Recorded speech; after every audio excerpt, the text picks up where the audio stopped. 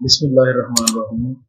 MS word 2019 के questions का एक सिलसिला हमने स्टार्ट किया हुआ है, जिसमें हम पहले 10 क्वेश्चंस जो हैं वो डिस्कस कर चुके हुए हैं। आज हम क्वेश्चन नंबर 11 से क्वेश्चन नंबर 15 तक देखेंगे कि क्या क्वेश्चंस हैं और उनको प्रैक्टिकली परफॉर्म करेंगे। क्वेश्चन नंबर 11 है, एमएस वर्ड में फॉन्ट का रंग कैसे तब्दील किया जा सकता है। फॉन्ट सबसे पहले हमें लिखना पड़ेगा। यहां पर हम अपने डॉक्यूमेंट में कोई भी फॉन्ट जो है वो शामिल कर लेते हैं। जैसे हम लिख देते हैं I am student of 10th class.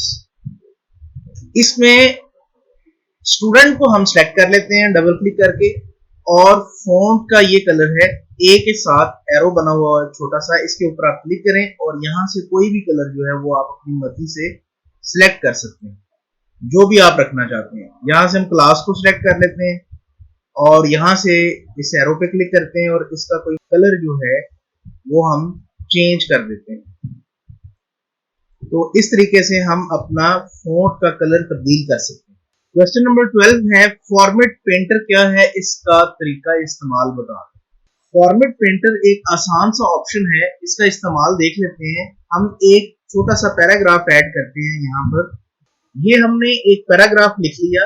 इस पैराग्राफ की हम हेडिंग देना चाहते हैं। जैसे हम यहां पर लिख देते हैं माय स्कूल।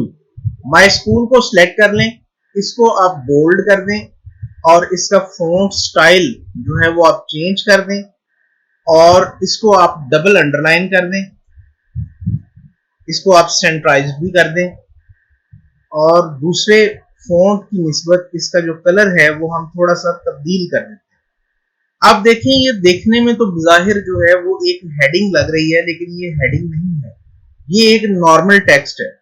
हेडिंग जब हम सिलेक्ट करते हैं स्कूल को तो हेडिंग इस देखें इस अंदाज में आएगी। अब इसको फिर हम बोल्ड कर लेते हैं, टैली कर लेते हैं। जब हम हेडिंग बनाना सीखेंगे तो फिर मैं आपको बताऊंगा कि हेडिंग को कैसे प्रॉपर्ली हम बना सकते हैं।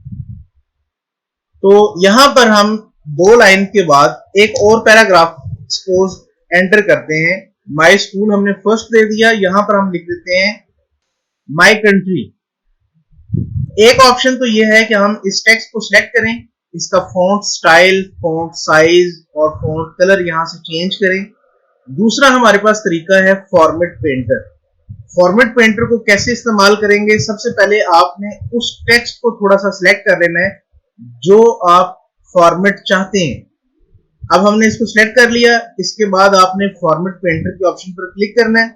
क्लिक करने के बाद माय कंट्री को आपने माउस की मदद से ड्रैग करना है और जैसे ही छोड़ेंगे तो देखें ये आपका चेंज हो चुका है बिल्कुल उसी अंदाज में जिस अंदाज में आपके पास माय स्कूल था। कंट्रोल ई सेंटर की शॉर्टकट की है। अब इसकी मदद से हम इसको सेंटर में ले आए हैं। तो ये हमारे पास फॉर्मेट पेंटर को इस्तेमाल करने का तरीका था।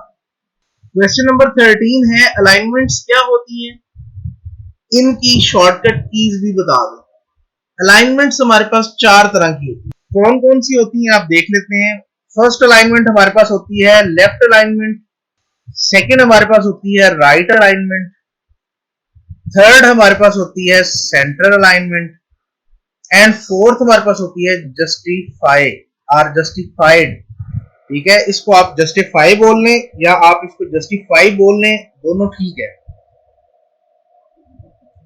अलाइनमेंट की शॉर्टकट की देखें। लेफ्ट अलाइनमेंट की शॉर्टकट की है कंट्रोल प्लस एल,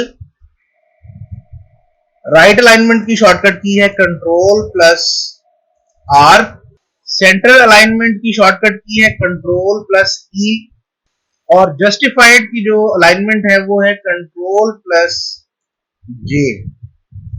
ये 4 हमारे पास अलाइनमेंट्स होती हैं और इनका तरीका जो है वो मैंने आपको बता दिया है। अब हम अलाइनमेंट्स को प्रैक्टिकली देख लेते हैं। क्वेश्चन नंबर 12 में हमने थोड़ा सा टेक्स्ट लिया था। इस वक्त ये लेफ्ट अलाइनमेंट है, यहां से देख लें ये लेफ्ट अलाइनमेंट है। इसको राइट अलाइनमेंट करना है तो कंट्रोल आर करेंगे तो देखें यहां से ये इक्वलाइज हो गया है, ये राइट अलाइनमेंट हो गई है। कंट्रोल ई करते हैं तो ये सेंटर में आ गया है और कंट्रोल जे करते हैं तो ये देखें दोनों साइड से इसके जो लाइंस हैं वो मुकम्मल स्पेस के साथ एडजस्ट हो चुकी हैं और ये देखने में भी खूबसूरत लग रही हैं। लिहाजा ये हमारे पास जो है वो 4 अलाइनमेंट्स हैं जिनके बारे में हमने आपको तफसीलन बता दिए। क्वेश्चन नंबर 14, बुलेट्स का इस्तेमाल कैसे किया जा सकता है। बुलेट्स का इस्तेमाल कैसे कर सकते हैं? बुलेट्स को हम यूज करने से पहले देख लेते हैं कि हमने उसको 2 अंदाज में जो है वो यूज कर सकते हैं। पहला तो आप टेक्स्ट लिख लें, जैसे मैं नाम लिख लेता हूं ताहिर तैयब तलहा, ये हमने नाम लिख लिए 3। इन तीनों नामों को आप सिलेक्ट कर लें। सिलेक्ट करने के बाद बुलेट्स के ऑप्शन में चले जाएं और यहां से आपने जो भी बुलेट लगानी है आप वो लगा सकते हैं। दूसरा तरीका इसका ये है, नाम के बाद यहां पर हम कंट्री नेम लिख लेते हैं। दूसरा तरीका इसका ये है कि हम टेक्स्ट लिखने से पहले बुलेट को सिलेक्ट कर लेते हैं। यहां से कोई भी बुलेट आप सिलेक्ट कर लें और बाद में आप लिख लें। जैसे हम लिख देते हैं जी हुरिया, हिरा, फातिमा एंड जैनब, ये हमने नाम लिख दिए बच्चों के। तो इसमें हमने ये किया कि हमारे पास बुलेट्स हमने पहले ले ली और फिर नाम लिखा और बुलेट्स साथ साथ जो है वो चलती जा रही हैं। क्वेश्चन नंबर 15, क्या एमएस वर्ड में टेक्स्ट यानी नामों को सॉर्ट किया जा सकता है? बिल्कुल किया जा सकता है। हम यहां पर चंद नाम ले लेते हैं। जैसे हम यहां पर लिख लेते हैं असद,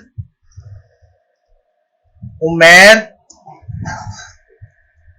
जाहिद, उस्मान, इरफान, ताहिर, ये हमने कुछ नाम ले लिए। अब हम इनको सिलेक्ट कर लें। सिलेक्ट करने के बाद यहां पर आप चले जाएं सॉर्ट के ऑप्शन में और उसको बता दें कि आपने असेंडिंग परफॉर्म करने हैं या डिसेंडिंग। हम इसको असेंडिंग करना चाहते हैं। देखें असद, उमैर, जाहिद, उस्मान, इरफान, ताहिर नाम लिखे हुए हैं। ओके करने से उसने इसको अल्फाबेटिकली अरेंज कर दिया। अगर इसी को हम कंट्रोल जी करते हैं तो देखें ये नाम जाहिद 3rd नंबर पर था, जबकि सॉर्ट करने के बाद जाहिद लास्ट पर आ गया। इसी तरह हम सॉर्ट के ऑप्शन पर क्लिक करके डिसेंडिंग पर करते हैं, ओके करते हैं, तो अब देखें पहले ए वाले नाम ऊपर से शुरू हो रहे थे, अब जी वाले नाम जो है वो स्टार्ट में आ गए और ए लास्ट में चला गया। ये हमारे पास 5 क्वेश्चन है। हम इनको असेंडिंग और डिसेंडिंग दोनों अंदाज में सॉर्ट आउट कर सकते हैं। Thanks for watching.